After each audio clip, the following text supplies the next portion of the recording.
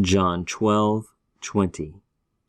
Aison de Hellenes tines ekton anabainanton hena proskunesosin inte heorte. We begin here. Now, certain Greeks, you may be able to recognize this if you sound it out. Hellenes, you know the word Hellenistic, maybe in English, referring to Greek culture or people or language or geography. Certain Greeks, so these were people who were characterized by Greek language culture.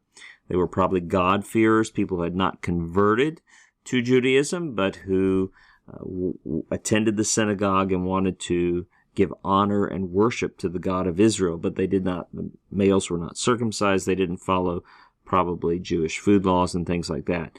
Now, certain Greeks were, that ason is from the verb ami. I've written out the imperfect forms here. Amain, ace, ain, amen, a to ason. Ding, ding, ding, right there, the third person plural. I was, you were, he was, we were, y'all were, they were.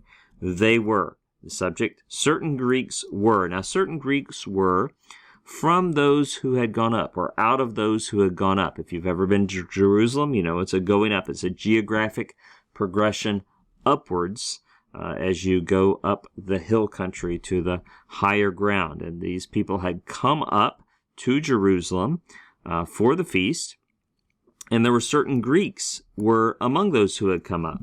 So that, why had they come up?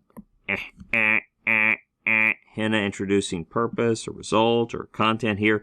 Purpose, why had they gone up? So that they might worship at the festival or at the feast. And this is the Passover feast. These Greeks had come up to worship the true God of the universe, the God of Israel.